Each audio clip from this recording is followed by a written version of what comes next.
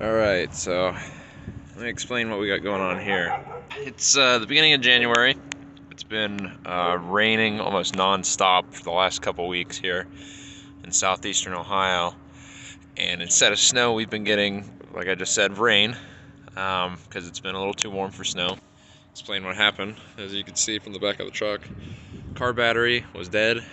It was parked where that Explorer's parked right now. Wasn't really thinking, oh, I'll just pull the truck to the yard. Well, that's what happened. And you're probably thinking, why didn't I shift it into four-wheel drive? But that's why I'm filming this video. That's why we have the tools out. So, pull it into the yard here, it gets stuck, shift it into four-wheel drive. Front wheels do not spin. I know the transfer case works. I could hear it working. I had a buddy tell me that the front drive shaft was spinning, so I kind of deduced that there was a vacuum leak somewhere. Crawled under here. Let's see if I can show you. Looking at the axle. Got the 4x4 actuator there. And as you can see, got a little bit of an issue. That's not all. That pulled right off. So, there's our problem. We'll have to dig that out with some needle nose pliers or something somehow.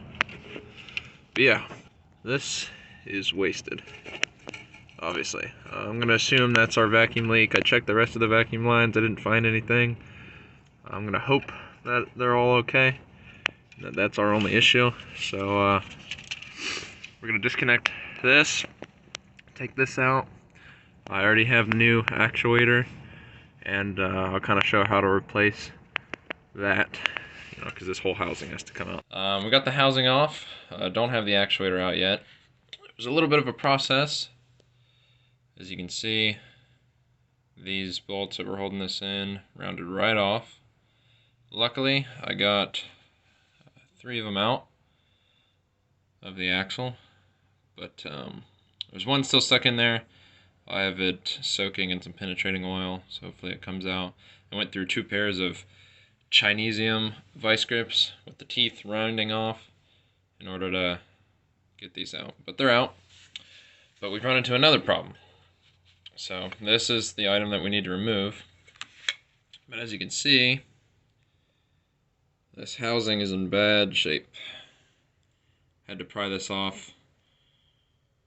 And it looks like it broke both of these in the process. Both the sides of this. I'm pretty sure this is like a piece of cast aluminum or something. So the only things we're going to be able to salvage off of this is this little valve here, or vacuum connector, whatever it is, and the yoke here. Which, the yoke, there's other videos on this. I'm not going to do a full tutorial on how to take this out. But there's a retaining clip that's holding in the actuator here. And then there's 2 retaining clips holding in the yoke. So I checked online, called around. There's no auto parts store near me that has this housing. Advance, O'Reilly's, Napa, they all sell them online. But their shipping was going to be a little long. Ordered new housing off of Amazon. It was cheap. It was like 20 bucks after shipping. And it's probably going to be here Friday. So I'll take all this apart and show you what we got. But looks like I'm not going to be able to pick this project back up till the end of the week, or the weekend, so I guess we'll just have to see if that housing comes any earlier or not. But yeah, I guess we'll just see. We got everything we needed.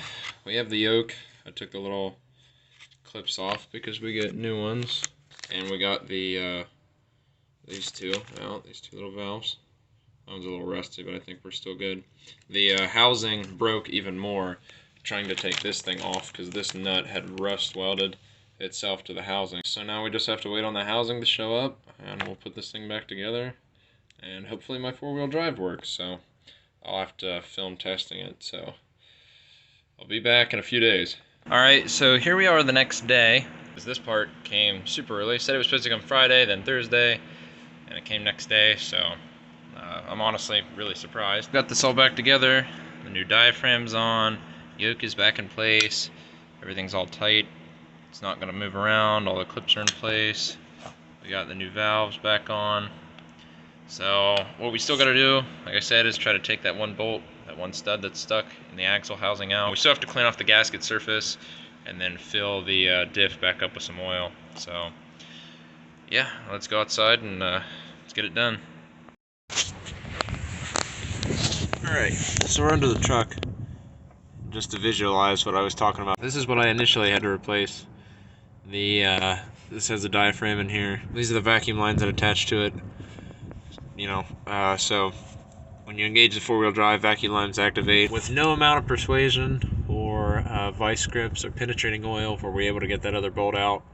I tried for I don't know how long, but it was a while before I finally gave up and just ground it off. Got 3 holding it on. I thought about maybe putting a spot of JV weld up there to kind of hold it, but I mean, I think this will do. I'm not too worried about how long this will last. I mean, I think this will last the life of this truck for sure. And I mean, these were pretty cheap parts. This is a easy repair for this. I'm just glad this was the issue.